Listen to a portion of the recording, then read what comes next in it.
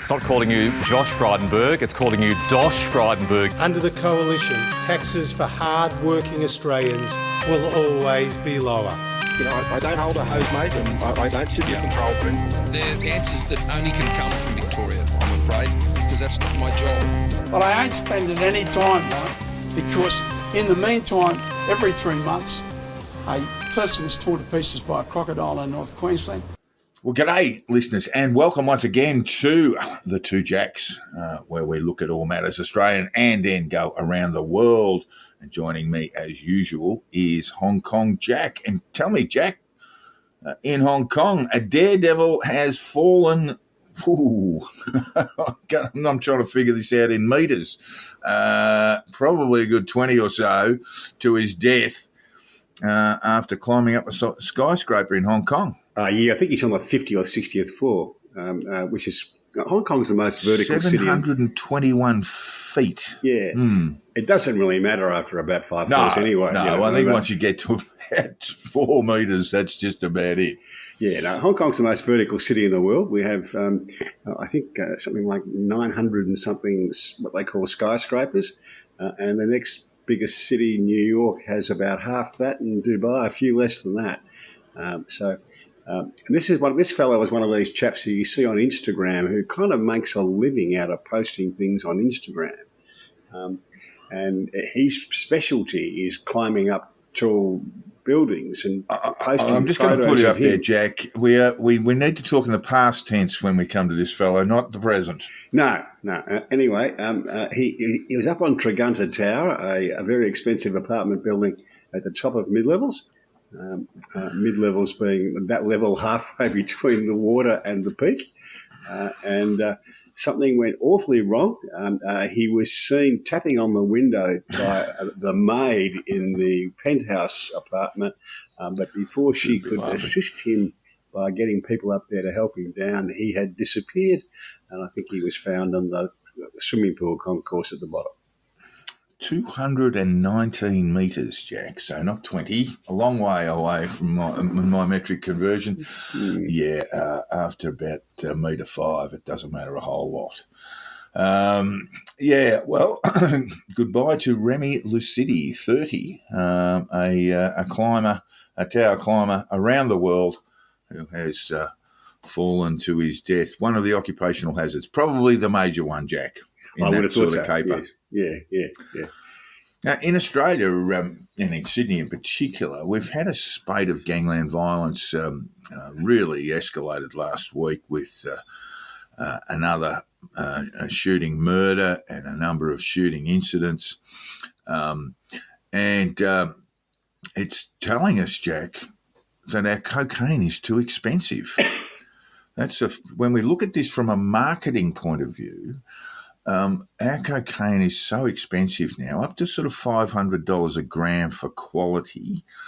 And that means a lot of players are coming into the marketplace, not having dealt with some dangerous villains in Mexico or Colombia or Venezuela, but simply buying from end-user countries like the United States and then bringing it into the country where they can, sort of make profits sort of 10 times what they've paid for the gear in wholesale prices in places like the States and Europe. And that's introduced a lot of hoods into the place that we might not have otherwise seen. And they are threatening the established network known as the Commission, which is a Comanchero construct, the OMCG Comanchero, and it's indeed involved groups like the Albanian Mafia coming into this country. The Commission sets the price and sets a distribution network, almost like a monopoly under challenge, and that's essentially what's going on here. One of those victims of recent shootings is a fellow by the name of Alan Moradian, and he was shot dead in his car on June 27 in Bondi Junction. Broad daylight, 8:30 in the morning, cars and people everywhere. And he was known as a Comanchero associate. In 2011, he had been convicted and sentenced to prison for, I think, 10 years. It's difficult to find that out, for his role in the Golden Gun cocaine smuggling ring. And again, the cocaine was coming not from the Sinaloa cartels or from Medellin. It was coming from Chicago. So we can expect to see a fair bit more of this, Jack. Now, is the answer perhaps decriminalisation or legalisation? Because whatever we're doing here is not working. Very hard to get rid of cocaine out of the marketplace. It's got a really interesting history in Australia. It was banned for use well ahead of all the other sort of known recreational drugs, which most of which were banned in the 60s and beyond in Australia. But cocaine was actually banned in New South Wales in, I think, 1924, and then Victoria followed, and all the other states and territories followed thereafter. And it caused an absolute crime wave. It wasn't the only reason for a crime wave in Australia, but in the 20s we had a lot of cocaine-related violence when it was first prohibited. But before that, you buy it over the chemist at the counter, at the chemist. And maybe we should go back to that, Jack. Because from a simple marketing point of view, the coke's too expensive, mate. So you could go to the pharmacy rather than call a taxi driver.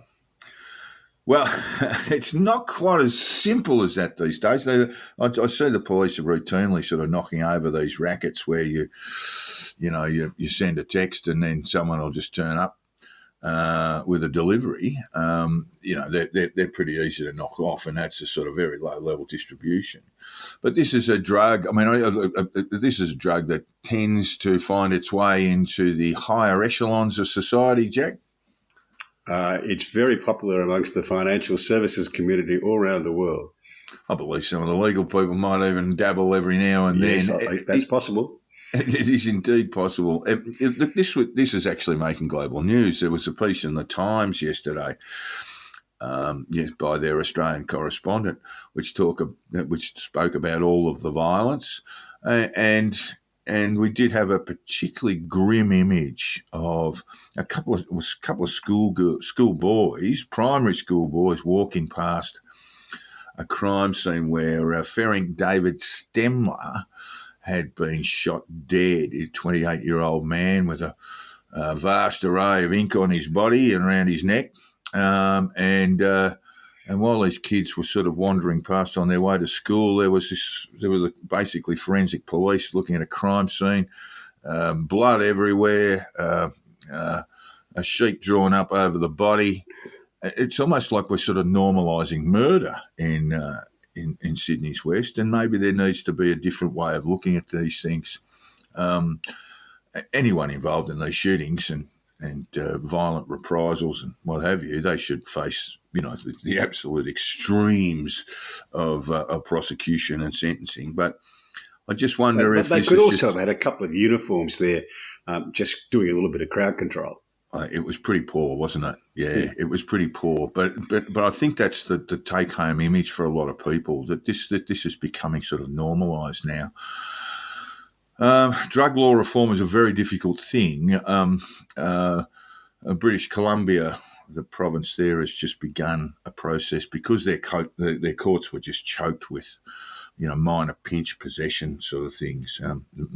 Marijuana or cannabis has been legalised in Canada for a long time, but they are undertaking a bit of an experiment now in British Columbia where possession of actually reasonably large amounts of drugs like cocaine, heroin, oxycodone, MDMA, and these sorts of things won't lead to any criminal prosecutions, but will direct these people towards the health departments. And of course, Portugal has done this for a very long time because they had huge numbers in HIV from people injecting drugs like heroin, and they've decriminalised now for 20 odd years.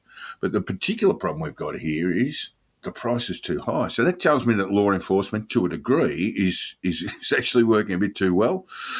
And also we've got problems of, there are issues around small markets, a relatively small market in Australia, issues of geography in terms of smuggling from South America via Mexico, etc.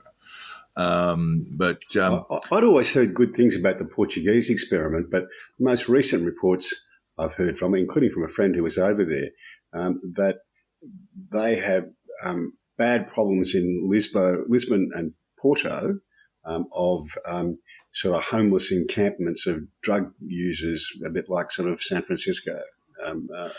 Coming back. Yeah, again, the effort there was to redirect from the criminal justice system to health, but it was never really supported very well by funding, and then their health services started becoming defunded around it. So the lesson, I think, is that if you're going to do this, you've got to have a support service there. Otherwise, you are just going to have people just using drugs and police basically ignoring them. Some good data sets from Portugal, including that the average age of young people first coming into contact with drugs, gateway drugs like marijuana, has actually age has risen from 12 to 14. So there are some good things there, but there are some pretty bad things. And in the end, I think we could solve this problem, Jack, if we just made cocaine extremely cheap and extremely available to people like those who work in the finance industry, and we wouldn't have so much bloodshed on our streets.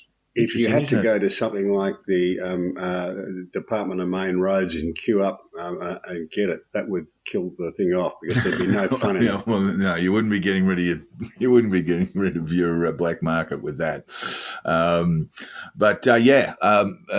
Long history now. I think you would actually, not all of it, but quite. I mean, the people in the financial services business, they don't want to be wasting their time having to queue up and get it. No. So that black market's still going to exist. I mean, part of the fun is its illegality. Yeah, I'm not so sure about that. Yeah, look, it may well be that we're not seeing that in data from places like Portugal, for example. We're still seeing people using drugs. It is it's a human thing that we like intoxicants, and there's really no spoiling that. But what we've seen from really 100 odd years now is that prohibition's not working terribly well. Now, we just want to talk about the Communications Minister, Michelle Rowland, has launched a draft bill,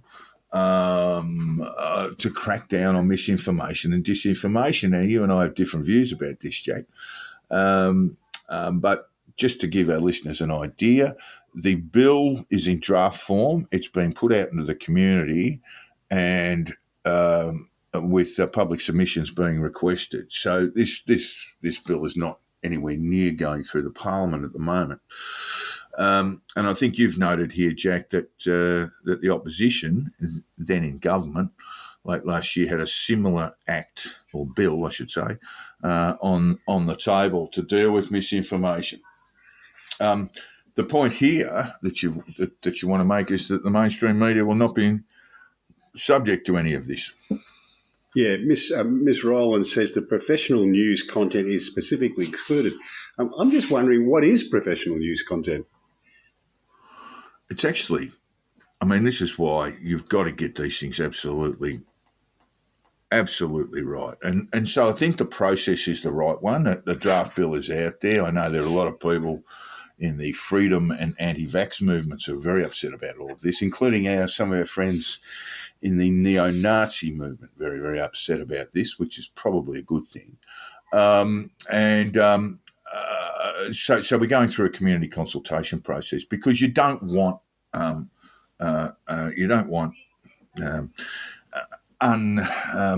unintended consequences on something like this, particularly if you're going to criminalise matters of freedom of expression.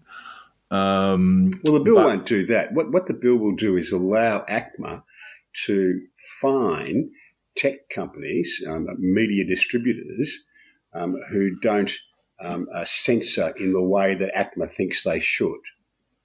There's that component in the bill, Jack, but having had a look at it, there is also a component that suggests not custodial sentences, but fines to those who actually post these things.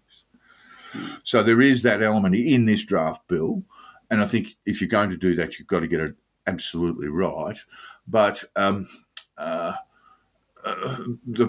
are particular problems around misinformation and disinformation, and I think what this bill is trying to do is to say, let's measure the harm.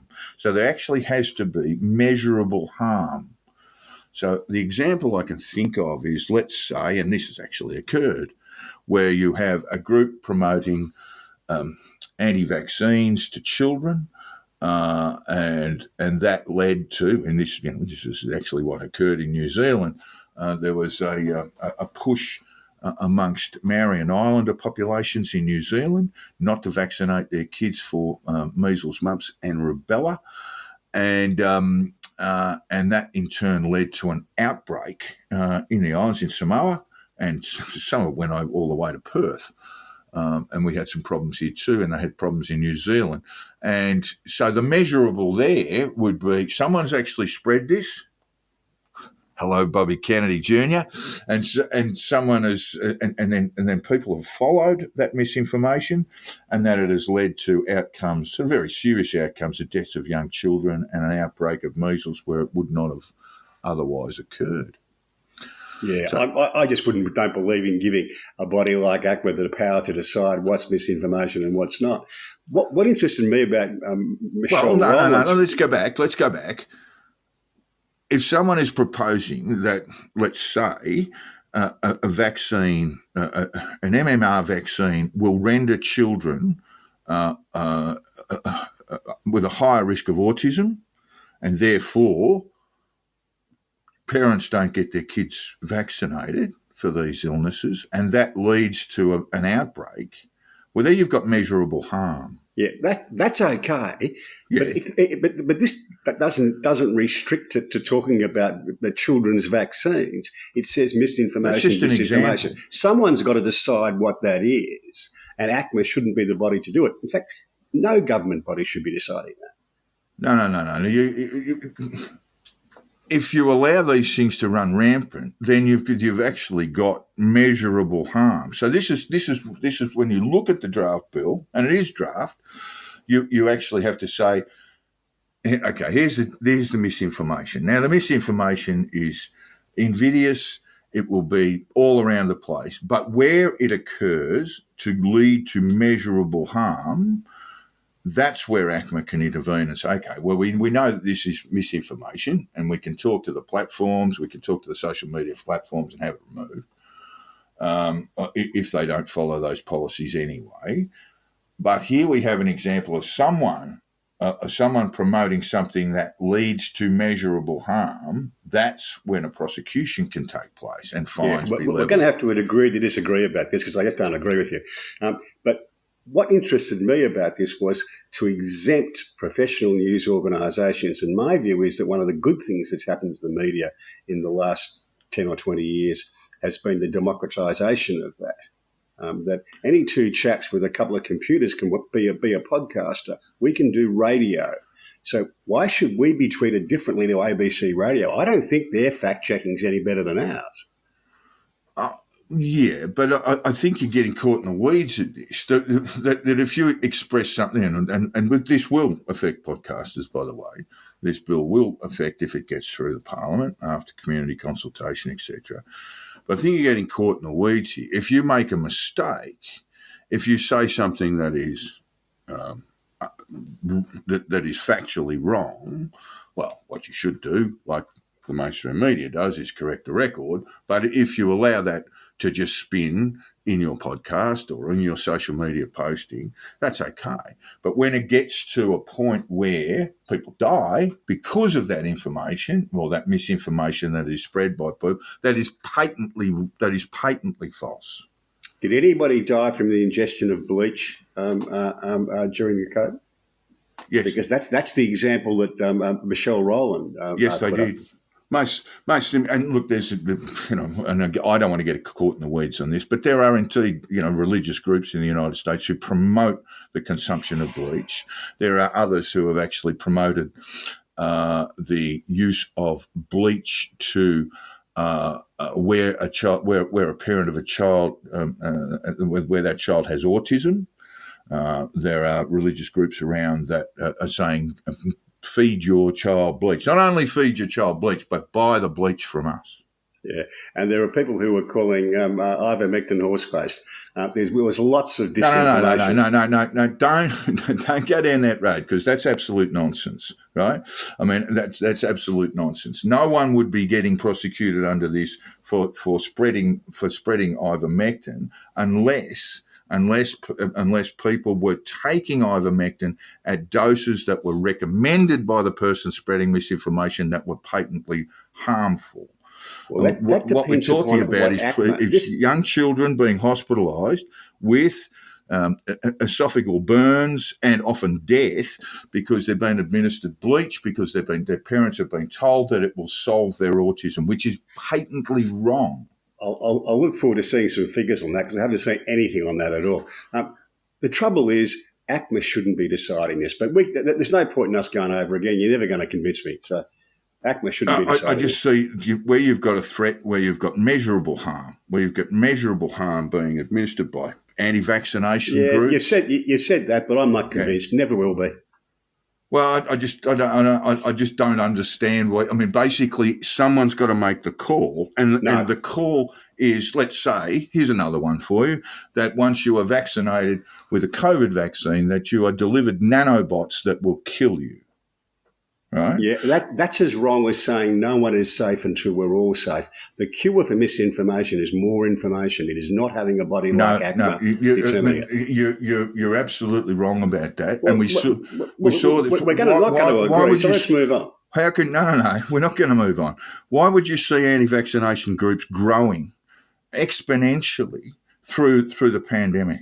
Well, the solution to that is more information. It is not having a body like ACMA. Yeah, but you've actually said on this program, I think we need to wait till we get all the data in on vaccines and all this sort of stuff. But some of these people were running around and saying, if you get that COVID vaccine, you will die. And people were saying, if you don't get the vaccine, if you do get the vaccine, you won't be able to transmit it. And that was wrong as well. People might have been, that wasn't misinformation. In fact, that's on what basis would you say that data is wrong? The transmissibility was not a requirement of Pfizer or any other big pharma company. It wasn't a requirement of Pfizer, but in developing it. So that's the answer to that. Yes, we didn't look at transmissibility, but you're trying to tell me now that if you took the vaccine, that you basically had a as usual. If you're unvaccinated or whether you're vaccinated for COVID, that the levels of transmissibility were the same. Now, I'm not saying that. I'm not saying that. People, I'm not saying anything at all. The politicians and the health people were saying, if you take this, it will stop transmission, and it just didn't. Now, they were wrong. They might have been wrong with the best of intentions, but the cure for this is more information, not having some government body deciding what is true and what is not true. Okay. So, when we get to nanobots, I just don't think you understand fringe politics very well, Jack. I really don't think you do, because you're seeing a lot of people very worried about this. And when people like neo-Nazis get very worried about a particular bill, I think we should have a good hard look at it. Good. All right. Great. Sky News Australia has we're basically talking about The Guardian, Turnbull and Sharon Burrows column, Jack. Bit of rubbish, wasn't it? I just like the free ad for your media organisation in there, that they acknowledge that Sky News has 3.43 million YouTube subscribers, and across digital platforms it has more than 1.5 billion views for all of their stuff. That's a particular approach that Sky News has taken in Australia. The thing that concerned me about not just in Australia, but around the world. For instance, Piers Morgan, who's Everybody knows who he is. He can get anybody to come on his program and talk to him. He has very few cable viewers. It's all on the YouTube. That's where the money is. Yeah. Look, it can be, they're getting paid for the provision of that content, of course, by YouTube because of their substantial views. But the thing that concerned me most about that was the final sentence in that column. I know Malcolm reasonably well, and I mean, it's just mischief, really, but a royal commission into one particular media organisation. I mean, this is the Kevin Rudd push too, but that was the final sentence, basically, which read, a royal commission into News Corp is now more critical than ever. That translates as neither of us are happy with the opinions in News Corp newspapers, so we think they should be punished. And of course, Andrew Bolt, rather famously, I think over the weekend, said, well, I was going to pack it in, but now I've just decided to sign a 2-year contract because I want to stay here and continue to upset Malcolm Turnbull and others. So it hasn't had a real benefit. The idea that media would be held in the dock that's a real issue for me, and one particular company in particular. It would be a disaster. It will never happen because it would, we would understand the serious breaches of the way in which our system works. No politician in government is going to propose this. Politicians who are out of government might propose it. Finished. Perhaps the most serious thing that's arisen in Victoria for a very long time, and there are a number of things. Jack, your old mate Robert Redlick was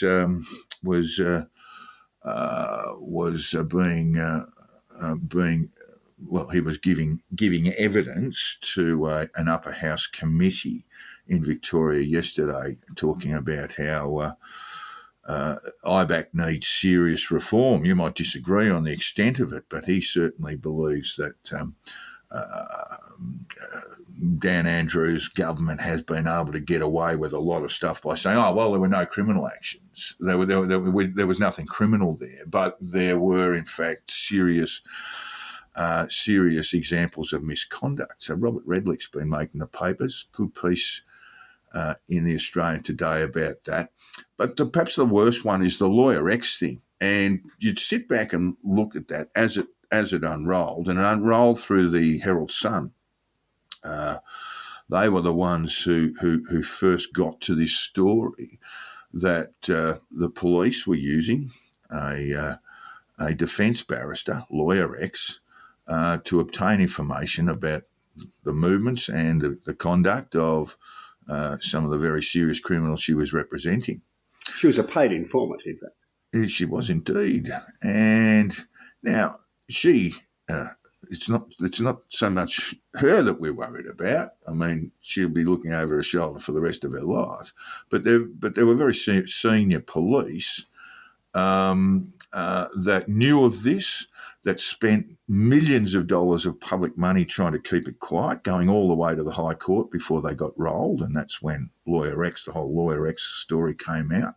One of those, well, there are two, but let's start with the Chief Commissioner of Victoria Police, Simon Overland. I think he wasn't Chief Commissioner at that time. I think he was Deputy Commissioner at the time of this. But he went on to become Chief Commissioner. Yes. And then we've also got another Chief Commissioner in Graham Ashton, and Assistant Commissioner Luke Cornelius. They knew of this for a very long time, Jack, and they are not being prosecuted, and it's a real disaster. Yeah, that's because the DPP in Victoria, Kerry Judd, formed a view that the prosecutions plural in this situation would not be appropriate.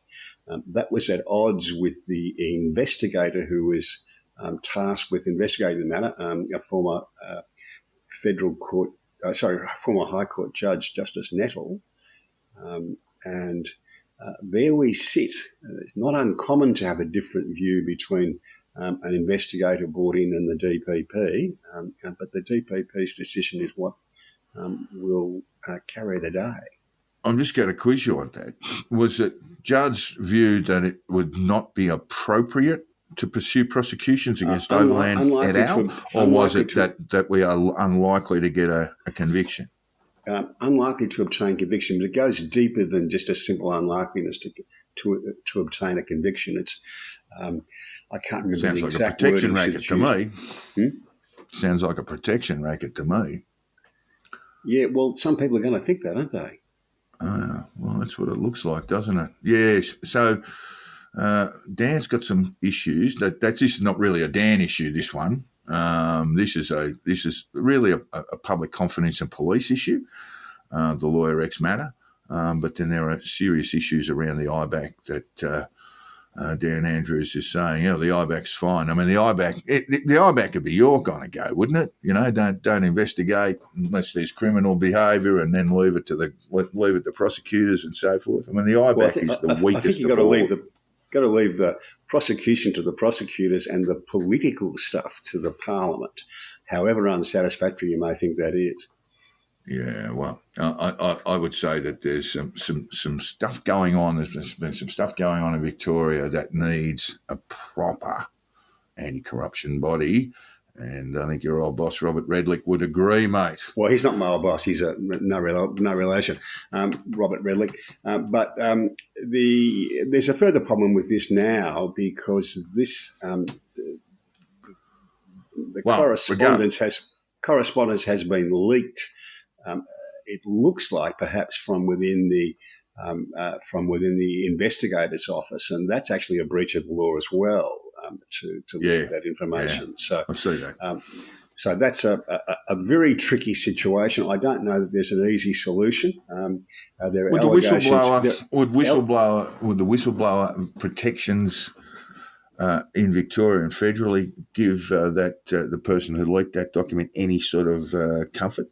I doubt it, actually. I couldn't be sure, and I think it's never been tested, but I don't think so.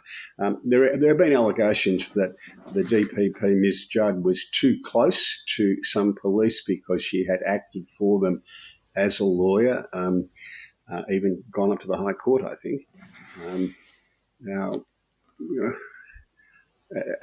we'll move on to the ACT later, but it's a vexed position. There are some problems with having the office of DPP and the power that they have, but at the moment that's where it stands. They do make the decision, and there's not a lot governments can do about it. So Simon Overland's back as being the CEO of, I think, the city of Whittlesea. I think somewhere up there. Yeah, and I think. He was a former Australian federal policeman. I think he'd actually worked in Ashton was former worked in a minister's office for a while. I can't remember which government it was. It might have been the Hawke government on secondment, and then he got a senior job in Victoria. As you know, it looked like he was being groomed for one of the two top jobs, and he eventually got it. I remember talking to some of his foes within the Victoria Police Force, some of them ex-members who referred to him as Simon Wonderland. Both he and Graham Ashton were former federal police. I think in the case of Graham, it was Vicpol first, then Feds, then back to Vicpol. But Simon Overland came from the AFP and then moved into Vicpol, which often causes a great deal of professional envy and jealousies, Jack, from the various... A fair bit of office politics involved in police forces generally, not just in Victoria, but generally speaking, that's true. Meanwhile, in Western Australia, in the Rockingham by-election, where Mark McGowan was the outgoing member, Jack, bit of a swing. A swing against Labor, shall we say? I don't know if it's a swing to the Liberal Party, but is it something that WA Labor should be concerned about? They've lost their dad. It's just a return to situation normal after the extraordinary result last time, and I mean extraordinary result last time. I'm trying to think. I think he got 80% of the primary vote, somewhere in that order. it's 80% of the primary vote. Yeah, it was the sort of result that Kim Jong-il would have been slightly embarrassed about. I do remember, comparing the result to Saddam Hussein. The new Labor member, the incumbent Labor member, has won with 49.41% of the primary vote. Did you look at the ballot there, Jack? There would have been a cricket team there, I'd reckon. That's there was. Guess. Yeah. She's got the magnificent name of Magenta Marshall. I just wonder whether magenta is short for scarlet. Very good, Jack. Very, very, very good, Jack. You've ripped open the colour chart. You've had a good look around. Yeah, I know. I've got some memory. Liberal vote, and look, this is an extremely safe seat. We probably shouldn't even be talking about it. The Liberal vote was polled about 17.73 of the primary vote. Yeah. So that I wouldn't be jumping up and down. You wouldn't be jumping up and down and saying, it's the end of the Labor government in WA. I mean, the sort of majority they enjoy is going to take at least 2 terms to be rid of, you would think. Yeah, probably. If that's going to happen. This Aussie nicknames, Jack. I was actually once had a publishing or a conversation with a publisher to do a book on the great Australian nickname. So it's a great cultural artefact of ours, and the Australian National Dictionary wants to hear the best nicknames for our wonderful wildlife to add to its 16,000-strong collection of uniquely Aussie words. These things are very important. Language is very fluid. We're very much driven by external cultural forces from the United States, from Europe, etc., and where we pick up a lot of our colloquialisms. And when we do that, we tend to lose some of our own language, which is a bit of a shame. And we try, some of us at least, try and hang on to it. Of course, we've got the bin chicken, Jack. That'd be already there, wouldn't it? Yeah, I hope so. The bin chicken. It's the only billed bird that really gets on in a city environment and really enjoys the place. And you always see him around the CBD. Never saw him in Melbourne. They just love Sydney, don't they? They do love Sydney. They're everywhere in Sydney. So there are a group of researchers, lexicographers and what have you, who are requesting some advice from punters on flora and fauna. Last year's topic was food, Jack. Yeah, it is. Well, I think these things are quite important, and I like to see them. Yeah, no, it's really important to hold that culture. No one wants to walk around talking, rhyming slang. I mean, it's okay occasionally, but have you ever had a conversation with a bloke who just speaks in rhyming slang? It actually gets very boring very quickly. Yeah, although it is the mark of when you're really famous in Australia, when your name is used in rhyming slang. I mean, Barry Crocker is a forgotten singer and actor, but his name carries on, and the Hunt brothers, Carmichael and Rex, will be famous forever. Oh, anyone with a Hunt surname is going to be called something like rhyming slang, isn't it? They're going to get that will be their nickname, rhyming slang. I think I did apply that one. There was a law firm in Sydney that it used to be known as Rhyming and Rhyming. I think I did a list of political nicknames going back many years, going back probably to the 2010s, and Greg Hunt and I determined he was to be called rhyming slang. So there you go. Important stuff. I just say this: I'm all in agreement that language should be fluid, but I dig my heels on less and fewer.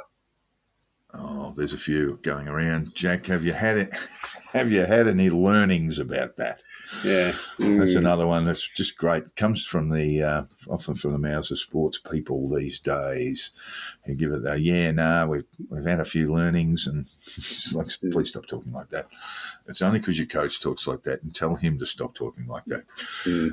More seriously, Jack, the ACT government has decreed that the findings of the inquiry chair, Walter Sofronoff KC, into the Higgins-Lehrman prosecution, or the prosecution of Lemon over sexual assault, alleged sexual assault of Brittany Higgins, is being kept secret for at least a month.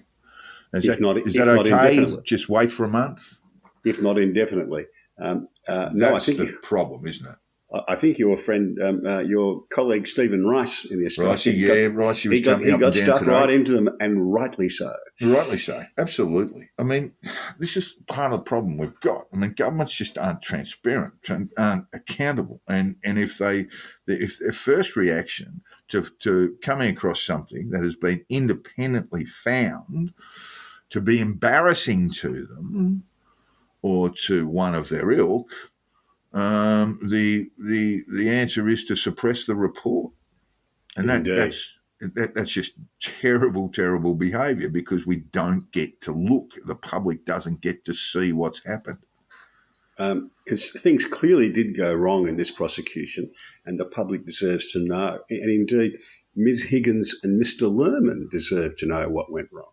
Yeah, indeed. Yeah. I just pull you up there for a second. I kind of object to the ACT government being called a government. It's a local council, really. It's a government, Jack, and it's full of lovely green people. Yeah. And you can't drive. You drive around the city. They should all be called aldermen. So it's a local council. Yeah. Crikey, I drove down there. This has been like this for a little while, but I drove into Canberra a while back, and look, you expect in CBD streets to be on a 50k speed limit. So I've just ripped out of the lights and gone, well, I'll get up there because I was in a bit of a hurry on my way to Parliament. And they got down to 40, Jack. And I looked in the review. I didn't realise. I looked in the review mirror and go, oh, I'm about 200 metres ahead of everybody else out of the last light change. And I thought, I'm going to get pinged for sure. But God love their Greens and their inefficiency. I didn't get a ticket. Why would you have a 40k speed limit? The roads are a mile wide and there's no traffic on them. It's 3 lanes. It's 3 lanes. It's just nuts. And apparently, according to some of my Canberra friends, they are red hot on it with cameras and what have you. But I managed to skate away for some reason and didn't get the ticket, but I'm pretty careful going through there now. Meanwhile, the leaks of Ms. Higgins' text messages continue, and she's very upset about that. Yeah, she should be too. And my response to that is, someone should have told her, Lisa Wilkinson or Katie Gallagher or whatever, that if you play in the media and political game, it's a tough and relentless game. And if you take somebody on, you are going to get some incoming coming back at you. Well, this is why the Sovereign Off report should be made available, Jack. Yep. I mean, there's some really, shall we say, iffy stuff going on both sides, and including the DPP's office. And really, in terms of accountability, it is disgraceful for it to be suppressed for a month while the government wonders what it's going to do about it. And then we'll get to a month and we will follow this up, Jack. It's the 1st of August, last month of winter in Australia. We'll follow up this on, when we record in the first week of September and just see if it's been released. Can I just make one comment about the Office of DPP generally? It's a relatively recent invention in Australia. It's 30 years old or something. In the justice system. Hawk era stuff. Yeah, and in the various states, all about the same time. It's an idea that came from the United Kingdom. Before that, the decisions were made by the Crown Prosecutor or by the department. It was a bit murky as to who actually made the decision to prosecute.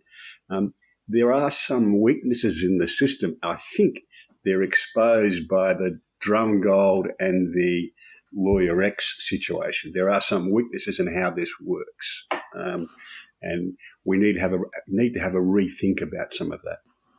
When we get back to the Commonwealth Prosecutor, Jack, I remember reading a report of theirs into the conduct of John Day, Monsignor John Day, who was a prolific child sex offender. And this is the Dennis Ryan story. He sought to prosecute him and got pushed out of the way. And the report, in short, was summarised like this: there is little doubt that Monsignor John Day has misconducted himself, but that was the end of it. You know, we got a bit of a leak from the Crown Solicitor's Office, I think it was known in those days. We got a bit of a release of their document that they knew that he'd done it, but they weren't going to pursue it. So it wasn't all that flash going back 50 or 60 years. Yeah, well, I'm not claiming to have the answer to this, but I think those two examples, the Lawyer X example and the ACT, the Lerman Higgins Drumgold example, should be an opportunity for us to have another look at how the DP office works, how that decision-making process works, how independent the DPP should be, to see whether we can make the system work just a little bit better. Yeah, good point. The Voice, Jack, we don't have a lot to report on at the moment. There's the usual argy-bargy over op-eds and what have you. There was some polling indicating that, and we looked at some last week, which once we sort of dug a little bit deeper, we found that it may not be all that useful and it may have just reflected on views in Victoria and New South Wales. But there is some polling coming forward that indicates that the support for the no case is a bit soft and can be, that it's really, I reported last week that a colleague of mine was very, very pessimistic about it, but there's been a bit of material come forward to indicate that the no case support for it might be a bit soft. Yeah, it could be. This is not polling by any means, just anecdotally. As the pollings become more public, or that people are aware that the yes vote is in a little bit of trouble, or more than a little bit of trouble in my view, more people are now prepared to tell me that they're going to vote no than were before. Right. So I suspect there might have been some number of people. This has been happening for a while. That people who I just presumed would have been yes supporters turn out not to be when they feel free to make the comment. I've just seen a little bit of hubris on the no side too, Jack. Yep. You know, that bit that, oh no, let's just kick this to death and we've got it won and now we, and I've got to say, Warren Mundine, if you're listening, and we know each other well, Warren, may hubris does not become you. Well, it's always an unwise thing to do. You need that mythical character to walk around with you if in politics, reminding that you're just human, that you haven't become God all of a sudden. But my view hasn't changed. That's common sense, isn't it, Jack? Yeah, it is. It's a mythical figure, but it makes a point. My view hasn't changed since before Christmas, since Anthony Albanese announced it. I just don't think it's going to win. But where we go. All I can say is that the yes campaign is designed to be short and sweet, and so it will be conducted over three or 4 weeks by the sounds of things, quite intense over that period. We shall see. All right, gas connections will be banned in Victorian homes and government buildings built from next year, Jack. That's fantastic news. Great stuff. Oh, it's well done, everyone. News. I'm just waiting for them to explain why. Well, I think we're talking about cost. So we're talking about building cost. We're also talking about a climate response as well, where people will be hooked up to the Victorian and Tasmanian grids, and I think they also feed off the New South Wales grid, and not have gas. That's my only understanding of it. I know that New South Wales is not going down the same pathway, but Energy Minister in Victoria, Lily D'Ambrosio, said the changes would help a new homeowner save $1,000 in their energy bills. Hooray, Jack! Hooray! No, that's a matter for the homeowner to decide whether they want to save $1,000 in their energy bills by getting rid of their gas stoves. It's not a matter for the government. Well, it's part of their climate response, I suppose. But yeah, But look, they have compulsory utterly- $1,000 savings, and you're against it, Jack? Utterly failed to make the case for doing it, and I don't think government should be doing this. In the UK, they've gone even crazier. They have a committee of the House of Commons who has decided that cook-at-home meals should be banned. These are in fact, I had one last night from Marks and Spencer, a little cottage pie in a little tin, and you put it in the oven. Up it comes How and dare cooks. you? How dare you? And because, I was cooking for one, and the idea of making a fish pie, actually not a cottage pie, the idea of making a fish pie for one doesn't make any sense at all. What was that like, Jack? That can't be good. Frozen food that It's not involves frozen seafood food. is just It's terrible. not. This is not frozen food. This is fresh. This is fresh food that comes in Where a do you plain. buy this? It's the sort of Hong Kong equivalent of DJ's Deli. No, Marks and Spencer, the big British chain. They have stores here as well. Okay. Yeah. I've got to tell you, It's an excellent product. Costs less than it would cost me to make a fish pie for one, and very healthy with it as well. But some Commons committee has decided that they know better than the people, so they're going to do it. I just think this is all wrong. well, there's a lot of fat bastards in the UK, Jack. Yeah. A lot of fat bastards. We're okay here. We're a bit svelte and keep ourselves fit. But maybe this is a way of dealing with increasingly. Look, the thing about nutrition that always gets, they seem to sort of change their minds every 10 years about what's really bad. But increasingly, sugar is the big issue for human consumption. And I saw sugar intake reflected in an MRI brain scan, and it just lights it up. A bit of sugar just lights the whole thing up, unlike anything else, really.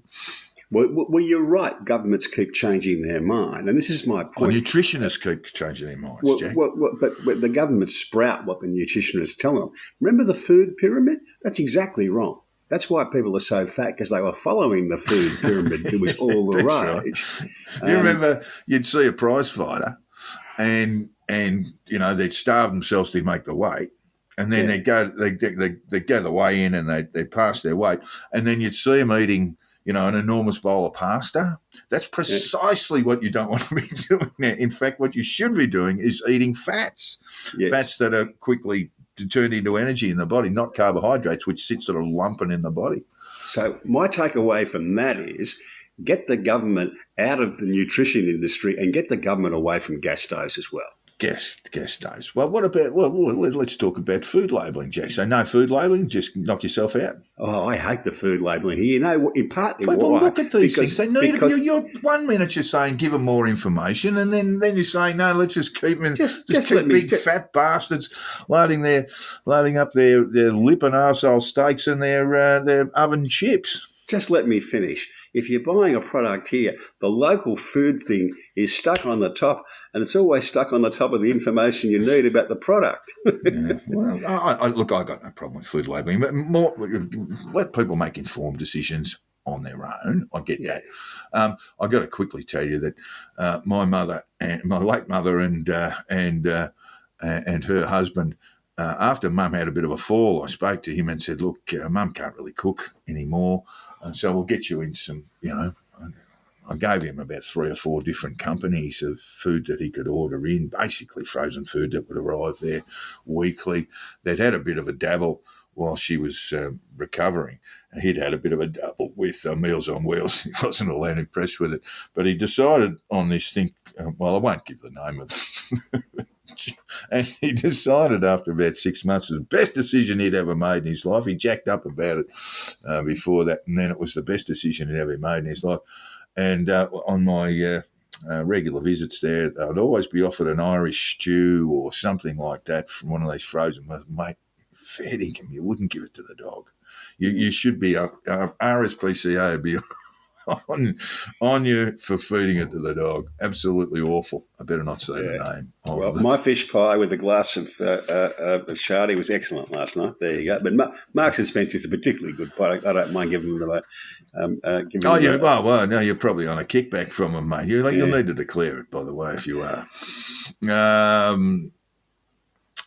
Hunter Biden, Jack, will not be pardoned. We're moving over to the States now. Hunter Biden will not be pardoned by the old man. That's no, I don't. He won't be pardoned. His plea deal is on hold for 30 days, and there'll be a further hearing. We'll see what happens. He's giving evidence to Congress coming up. I'm not quite sure. Very soon, next few days. Yes. Yeah. So that'll be very interesting in itself. The thing that struck me about this is the mania people have in the media over there, the mainstream media, for saying that the Department of Justice is independent. And I'm not a American constitutional law scholar, but I have read a fair bit about it, and that's just plainly not true. Well, an incoming president will appoint his attorney general and can sack them at will. There are only three branches of government in the United States: the Congress, the judiciary, and the executive. And the Department of Justice is part of the executive, and all of that operates at the whim of the president.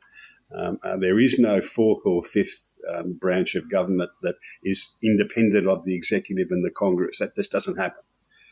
Yeah, but I mean, look, it must be said, I mean, look, when we talk about Barr, I mean, Trump, for example, told Barr, his Attorney General, Barr, I want you to look into the election fraud in 2020, and Barr basically just said no.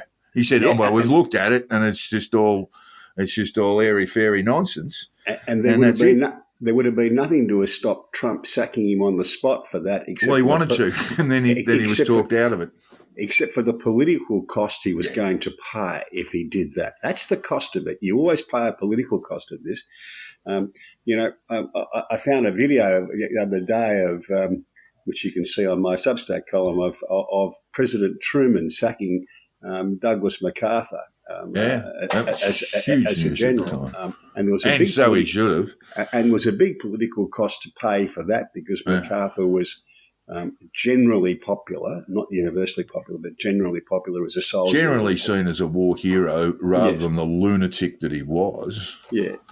But it was perfectly within President Truman's power to say, don't come Monday. You know? Yeah, exactly right. So we're talking here about the plea deal with Hunter, and a Delaware judge looked at it and said, I'm not happy with this at all. Yeah. So it's been set away for 30 days. Now, whether they can fix it in 30 days, I don't know. Ron DeSantis, Jack, I just see him going backwards, mate. I don't think that he can reset. His polling hasn't budged. If anything, it's gone backwards. I saw a little bit of presidential polling, one suggesting that Biden would beat him. The other suggested that DeSantis would beat Biden.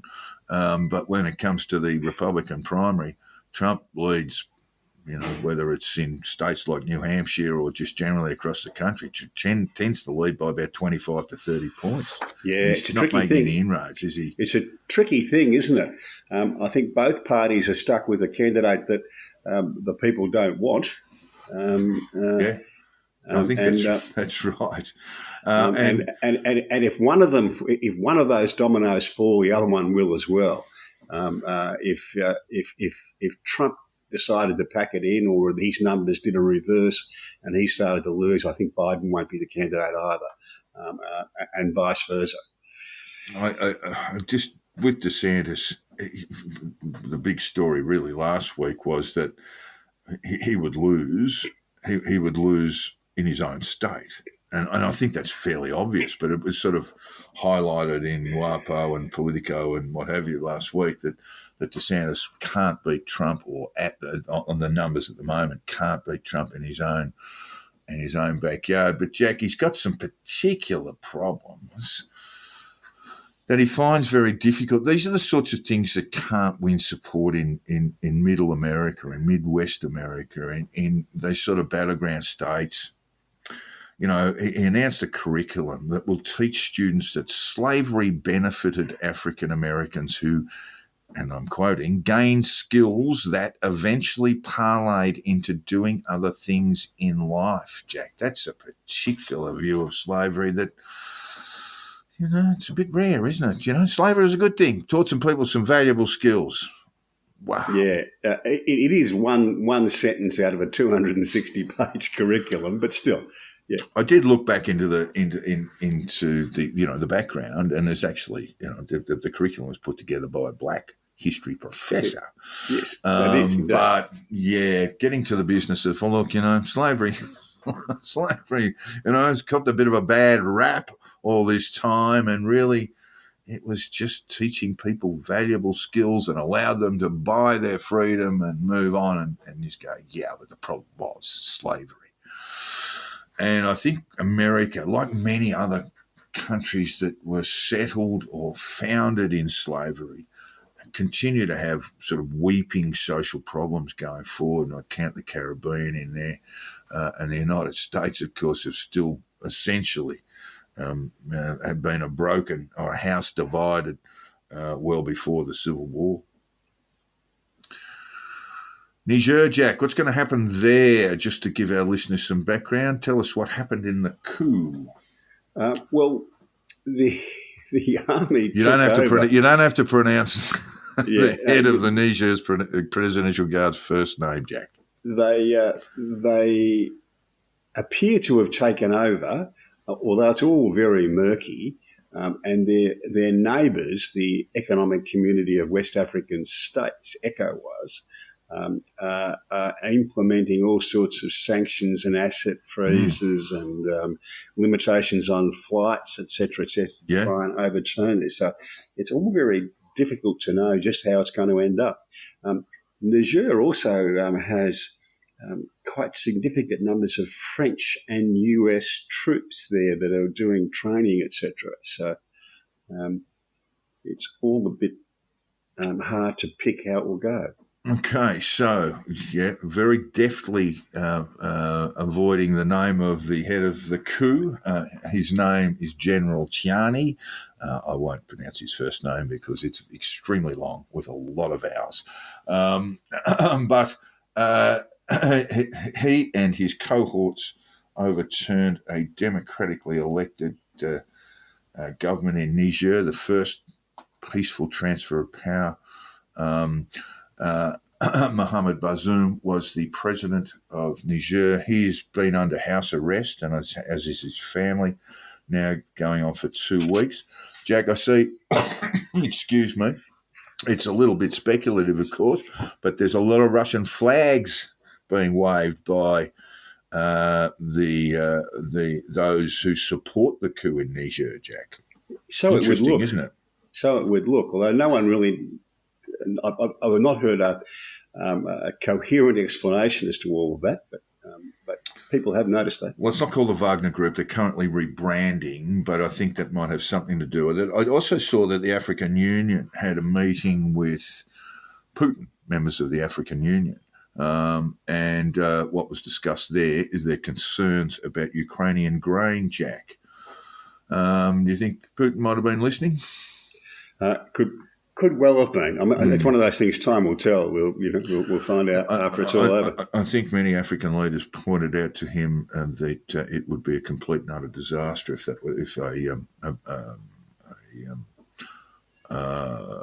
if Ukrainian grain wasn't made available to sub-Saharan Africa. I think even the Pope's got involved in the grain situation now.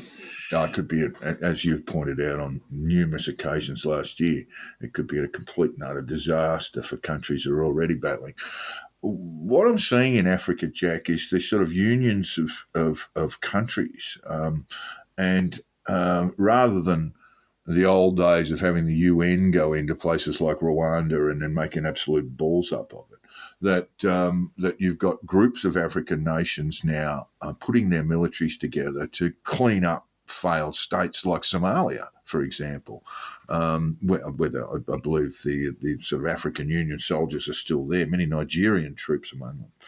And it would seem to me that Niger is pretty much on borrowed time and can expect that sort of intervention if that's what's if they don't make some announcement about holding, basically presidential elections again. That would be the only, basically the great release valve there, wouldn't it? If the UN's not allowed to go in, it's going to be very bad news for Toyota and the other makers of white Land Cruisers, which seem to be the... Yeah, a fair few of those around. And of course, you've got Islamic extremist groups there too, Islamic State linked in Niger. As across all of Middle Africa, yeah.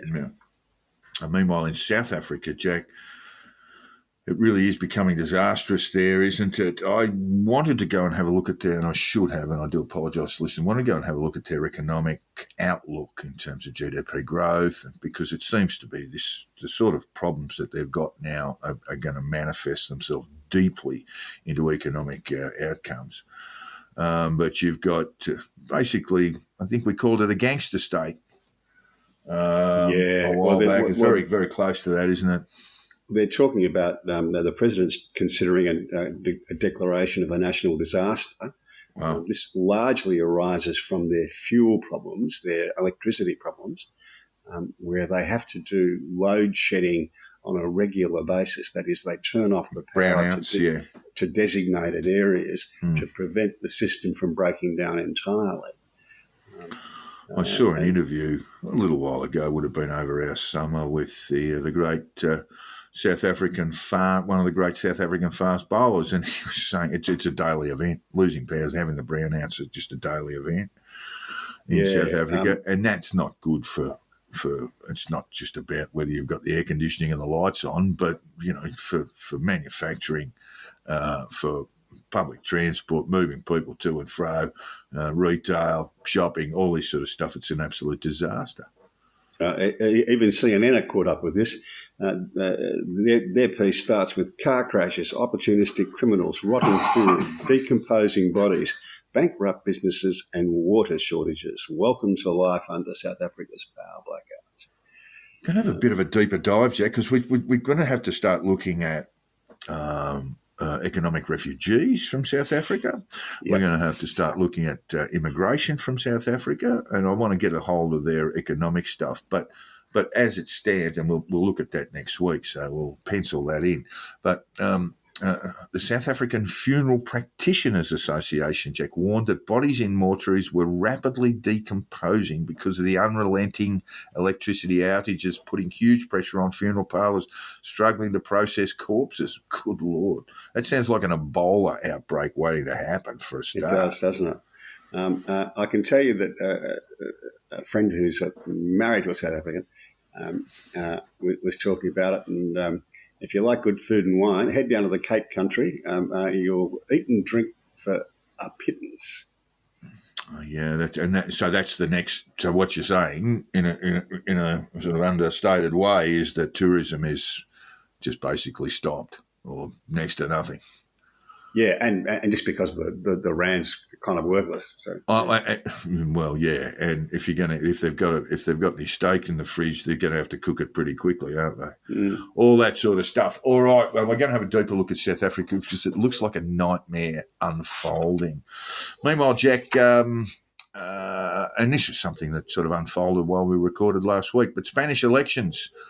Basically, the people of Spain, the Spaniards, have decided not to decide. Yeah, none of the above, I think. Yeah, they've ticked number E, none of the above. So what happens now? Do they go into a runoff elections? There will probably be another election. Right, so not a runoff. There's not a runoff. Because no one's going to be able to form much of a government. The Prime Minister's probably survived. Pedro Sanchez. His party is the PSOE. They're a kind of a centre-left party. They got 122 seats, but not enough to form government. The right, or in fact, no combination of the right or the left seems to have enough numbers to form a government.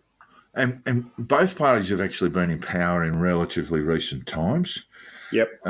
It's fair to say the PSOE have been in power for longer, but both have sort of been swept from power by the people. And so there would be what this tells us, what this result tells us, is that the people of Spain are not all that enamoured with their political parties. None of them. None of the above. There you go. Meanwhile, Russia and Ukraine, Jack, we're getting a little bit of noise out of eastern Ukraine. I noticed there was an announcement that resupply and numerous troops were headed from Ukraine, from western Ukraine into eastern Ukraine, highly trained, highly skilled, and packing some serious heat. And of course, there were drone attacks, another round of drone attacks in Moscow, and that led to Zelensky saying, "This is where we're going to take the battle." Mm. And then, of course, we had the former Russian president, Medvedev, come up and say, look, with nukes are no longer off the table. Well, nukes are on the table again. Something he says fairly regularly. Do we take it seriously, Jack? Now, the interesting take I thought from that was that he was talking about if the Ukrainians are successful in a way that's more on the table. If they beat us.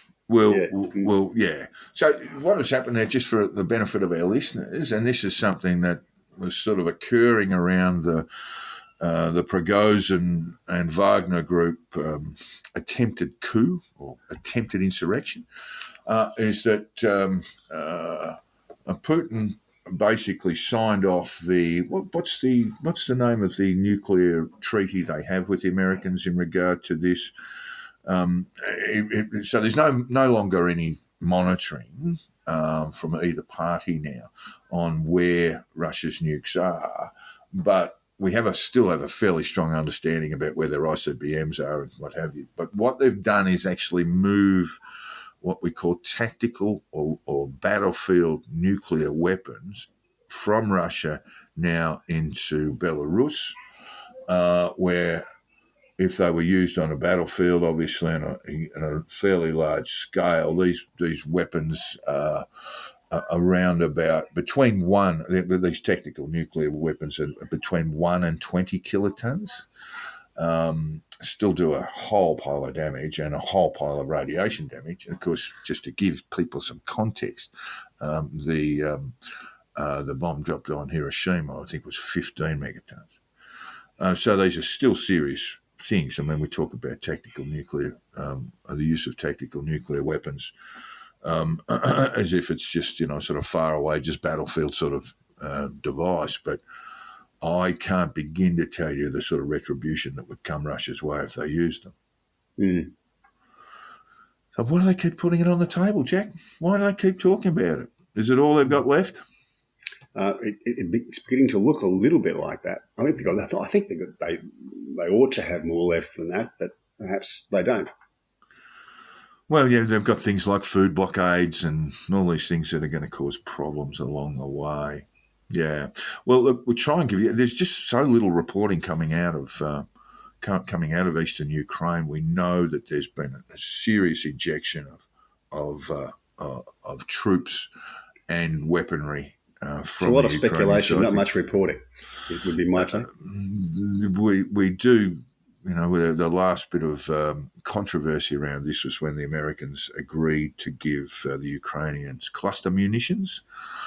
One of the reasons that they did so was to clear a lot of mined areas. It's a, shall we say, fairly blunt way of dealing with landmine tracts of ground. Just let rip with cluster munitions, and they'll explode most of the landmines, and they'll leave a few unexploded munitions themselves. Not really a great response. Anyway, Jack, sport. It's just been keeping us alive there was so much going on last night, so much going on over the weekend. We must start with the Ashes. Completely obliterated in TV ratings with the Australia v Canada game in the soccer. Only 870,000 patriotic Australians, of which I was one, watched the game while the soccer was on. And of course, England won, blew Australia away rather rapidly. It looked like Australia was cruising to a unlikely victory there when Smith and Head were together. And then one of my favourite cricketers, Moeen Ali, came along and stitched them up. And that was that. So it's 2-2. And 5 tests of great cricket are over. It's a bit sad in a way. The end, I'm afraid, didn't surprise me. That's why it's very rare for sides to run down big fourth inning scores. Yeah, it is. Often looks like they're cruising to victory, and then the wickets I think fall it would have pretty been the 8th biggest run chase in Test history. And as has happened many, many times in the past, once the wickets started to fall, they fell pretty quickly. Yeah, they do. They did a bit. But a terrific series, very even. 4 very even tests and 1 test where one side dominated but the rain intervened. Yeah, that's right. So, I mean, England's saying it should have been 3-2, but it wasn't because of the weather. I just went back to the first 2 tests, Jack, and looked at England's side. Now, they had Wood unavailable, and I think Wokes was unavailable through injury. I may be wrong about Wokes, but in the second test, which Australia won, that was the kerfuffle at Lords. They had their bowling attack was Broad, Anderson, Tongue, and Ollie Anderson. Robinson. I'm sorry. Yes, of course. And that was a pop gun attack, wasn't it? I mean, Broad's a great bowler, and so is Jimmy, but it was a relative pop gun attack. And for me, it all changed when Wood and Wokes came into that side. Wokes was fantastic yesterday too, bowled beautifully. Well, Jimmy was a great bowler. I think he's cooked. You've got plenty of English fans who will tell you that they lost it at the selection table, firstly by picking Bairstow and not Folkes. And there's a good argument to be made that they lost the first test because of that choice, with all the drop catches, all the missed stumpings, etc., etc. I think, but mind you, I think Australia made a mistake. Yeah, I mean, look, you could say, particularly in the 5th test. I mean, let's get it out there. I mean, England played 6 tests in 60 days. Australia played 6 in 54. I mean, that's an enormous amount of Test cricket to be playing in such a short time. And we talked about, I think maybe this last week, how tired just a young player like Cameron Green looked. And you could see it with all of the players, not just the Australians, but all of the players. They were really running low on energy. I think there's something that really, I know that they've got 100 starting today in England and all this sort of stuff, but you really need to be a bit more sensible about this. Yep. However, in selection, I was hoping that Michael Neser might come into the side, perhaps for Josh Hazlewood. I think would have given you a longer better tail for a start. But I just thought they needed to freshen up their bowlers a little bit. They lost Nathan Lyon at Lords, of course, which is a huge blow. But I think the young Echukan did pretty well for himself in the last test. He did. Mind you, the English lost Jack Leach, who's no Nathan Lyon, but has been a very good bowler during the Bazball. Yeah, good point. Operation. So they lost him for the whole series. So yeah. So all very even. Broad's retired. Yes, he has, and been a wonderful competitor, a great cricketer. I think the English. I told my English friends that they owe Hoppers Crossing Cricket Club a debt of gratitude. Broad did a lovely interview some weeks ago where he said, well, I arrived at Hoppers Crossing having played school cricket in a very gentlemanly fashion, and I was quickly schooled in a much tougher way of going about playing cricket, and I was mowing lawns for a quid during the week and stacking supermarket shelves, and it was the making of me. Yeah, look, I actually contacted. There was a bit of, and I think it might have been around the time when he nicked one the first slip, didn't walk, which is his right, and I would never argue with that. But he became a cricketer that Australians love to hate, and so I got hold of the president of Hoppers Crossing Cricket Club, and it's a sub-district side playing in Melbourne's West, and then from there I spoke to a number of other cricketers from the club, and they said he was just a terrific bloke. He was just a fantastic guy to have there, and you can tell he's a really decent bloke. I thought the way they conducted themselves on the field was fantastic. But Jack, just to add to that little bit of conspiracy, what about the ball replacement? I mean, Yeah, I was WhatsApping my English friends and saying, "Look, I know it's within the rules, but is it within the spirit of the it's game?" not the rules. I mean, I think we need to have a royal commission into it. I mean, certainly the umpires, they picked up a couple of balls that looked like the one that was in use on the fourth day, or the fourth night, fourth evening. They threw them away and basically threw them a new rock. Ricky Ponting was particularly upset about all this. It looked about probably 30 overs newer and harder, and this is what the batsmen were saying. I mean, Gideon Hay made the point today where you still got to be able to swing it, and you still got to be able to use the fingers to make it move off the deck. And Gideon also made the point they might have been better off if it didn't swing quite so much, because they were swinging it past the edge of the bat a lot. And just to give you an idea, I mean, the conditions were as suitable as they had been on the fourth day for swing and sideways movement, but nothing was happening. New ball comes along. This happens periodically in cricket, and while we're giving Stuart Broad a rap, let's not forget he whinges and whines until the umpires finally get sick of him and decide they're going to change the ball. I do have to read, Jack, and I'll read very briefly from one of our listeners, Phil Whitehead, about the game. And look, he might have been just a touch premature with this, Jack, as I received this letter last week. It seems to me, says Phil, that despite Australia both leading the series and retaining their earn through 4 tests, discourse around the relative performance of captains Pat Cummins and Ben Stokes has been remarkably one-sided in favour of the losing skipper. Fair point. Well, it's more than fair to hold Cummins accountable for at times painfully ineffective bowling and field placements in the last 2 tests. The level of frustration caused by his decisions has apparently aided in shielding Stokes from receiving his share of criticism for what have been ultimately more significant errors in judgment as a captain. Fans, past players and journalists from both hemispheres have lambasted Cummins for his overuse of short pitch bowling in the England tail, to the England tail, and rightly so. He also has seemed stubborn and unwilling to alter an approach that is not working. I'll go on. The errors made by Stokes, he says, although fewer in number and more difficult for the casual cricket fan to identify in tweet form, have been more directly impactful to the outcome of the series. Worse, though, is the attitude of the man himself when the English press, so infamous for their brutality when things go badly, lob him a softball to accept responsibilities for his mistakes. When asked about the premature declaration at Edgbaston, the first test, Stokes has repeatedly defended forfeiting the advantage to Australia after scoring almost 400 runs on the first day, which becomes decisive when you consider Australia won the match by only 2 wickets.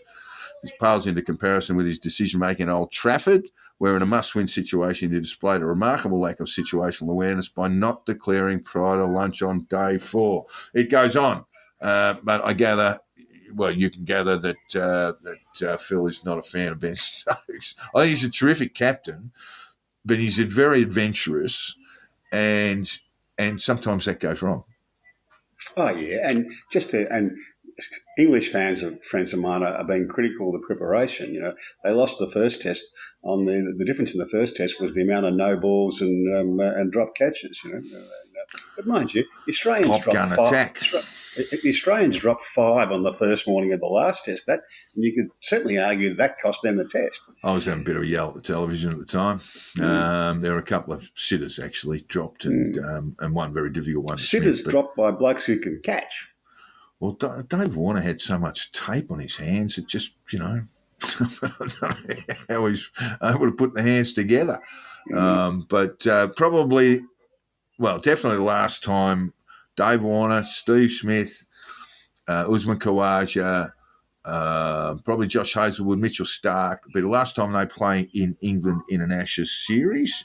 There's no doubt about that, I guess. It's no great surprise. So it was their last lunge for a 2-1 or a 3-1, and it just didn't come off. And I think the result in the end reflected the level of the cricket.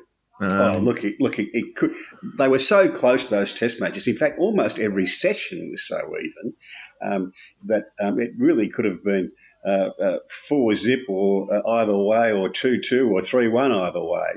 It really came down to moments. On paper, for me, Australia was superior in the first two tests, but when Wokes and Wood were introduced to the England side, might have just given them the edge. I mean, Wood's a hell of a good bowler. He looked like he was in a lot of pain yesterday because he doesn't back up. He doesn't back up, and he just bowls. His first spell. Where would that have been? Was it old? No, it wouldn't have been Old Trafford, but in the third test, he was bowling. Tomo. His first he came into the side for Headingley. 96. Came into the side for Headingley. Yeah, that's right. So he was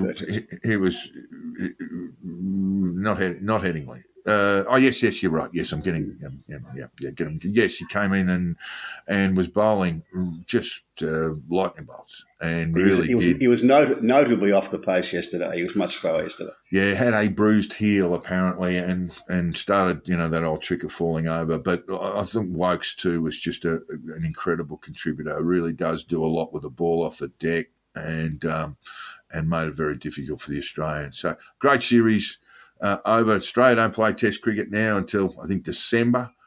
England don't play it for ages. It's just going to be a lot of hit and miss, hit and giggle sort of stuff for a while. And the 100 in the UK, and we might say, as Gideon said this morning, God bless Test cricket, but we're not going to be seeing it for a little while now. Yeah. We just got to quickly move on to the weekend's results there, with the Wallabies copying an absolute spankering from the All Blacks. And this led to Eddie Jones coming up with a number of odd sort of theories. Is he doing the right thing? Sticking with the right people? Oh, who knows? I think the problems in Australian rugby are much deeper than the team or the coach. I noticed that the Wallabies were fined for apostasy by not showing sufficient respect to the ridiculous haka. That's gotten well out of hand. It's become a religion. What? This is they're doing it in the soccer now, Jack. It's quite ridiculous. Why? Anyway, tell me why. No. Come on, you can't just stop there. It's quite ridiculous. Why? Is it a cultural artefact and you don't like it? Well, what's the problem? Just Google for yourself on YouTube after we finish the 1979 haka from the All Blacks against the Barbarians. That's what it used to be like. The lamest thing you've ever seen in your life. This is all quite recent. It's not ancient, and it's become a religion. Well, Mary's sort of medieval. They arrived in New Zealand in medieval era, so not ancient. But yes, I don't know. That doesn't worry me so much. But whenever I don't mind if they do it. I don't think anybody else has to respect it. That's what I think. But I know enough about rugby to say that anyone who disrespects the haka normally get their asses handed to them about 80 minutes later. So there's a real disincentive to do that. We'll just move on to the Women's World Cup, Jack. New Zealand out. Australia through to the next stage after a 4-0 win over Canada. Over 2 million Australians watched that game, Jack. And they will go through after a loss to Nigeria over the weekend. Yeah, like all tournament games, I don't really get all that interested until the quarterfinals and the semis. Friends of mine, family actually, went and watched the Germany-Colombia game and left. They were unfortunate enough to be ticketed for a seat next to the Colombian crowd, and they reckon, for a couple of days later, they were still having ringing in their ears. Very loud people. Yeah, I think it's terrific that women's sport's drawing some crowds. They're always saying we want equal pay or we want more money. The only way you get that is to draw a crowd. So it's great that they're actually getting what they want. Bigger crowds, yes, indeed, bigger crowds, and certainly bigger than the Ashes over the weekend, bigger than any other sporting event, including the Bledisloe, all broadcast live free to wear. Jack, yesterday, the great Lance Buddy Franklin announced his retirement after suffering a calf injury over the weekend and just knew it was going to be too much to get him back. He's 36, and he announced his retirement to the club, and then the club showed a bit of footage of him speaking to the players, and then they took it from there. Just an ornament to the game, Jack. One of the great legends of the game.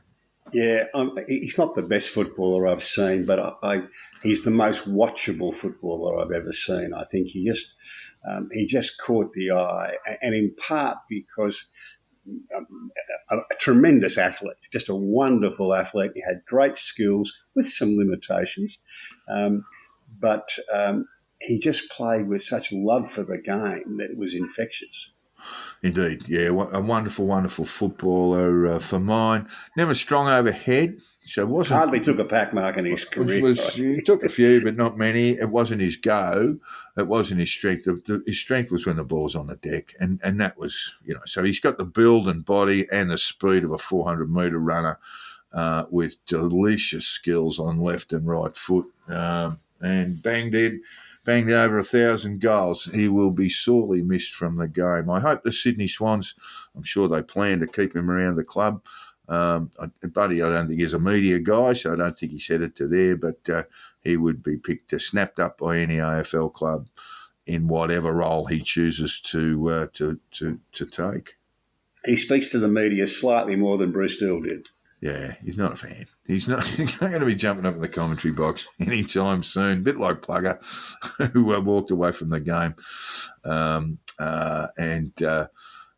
didn't have much to say to anybody about it for a very, very long time. So that takes us out, Jack. Well, no, you're going to take us out with something weird. Yeah. Yet another candidate for the Republican nomination for the presidency of the United States. This is a fellow from New Jersey. He's an Indian chap called Hirsch Singh, or as an American mate of mine would put it, he's an Indian, dot, not feather. No. He has a long track record of being a candidate in everything, but not succeeding. And indeed, his last. We know this because he's never been inducted as president of the United States, Jack. No, but he's in fact the last election. I couldn't find a confirmation of this, but he said the last election he stood for was to get on the board of his condominium, and he missed that as well. Oh, you got to love a bloke who has a try, though, Jack, don't you? So this is what we call mail-in candidates, aren't they? People who pop their hands up, and it's a weird and wonderful long list when you actually look at it. You think presidential campaigns are Donald Trump versus Joe Biden, just basically one-on-one contests, but they really are. You have a long list of mail-in candidates and many, many weirdos amongst them. All right, thank you very much for your thoughts and your opinions today, Jack. And we just want to thank our listeners for tuning in once again. And a quick reminder to drop us a line, just as Phil did. And let us know. In fact, we got another rant from Baseman, and I'll get that to you next week as well, Jack, and for our listeners. But yeah, look, if you do want to contribute to the program, please do. You can hit me up on Twitter. I don't spend a lot of time in there, but I do check my DMs a couple of times a day. So that's at Jack the Insider, or you can drop us a line at the Conditional Release Program at gmail.com. Or Jack, you can hit up Jack on HongKongJack.substack.com. You can complain about my poor jokes. There you go. And please do, by the way. Shame this man. All right, listeners, thanks very much. We'll talk to you next week.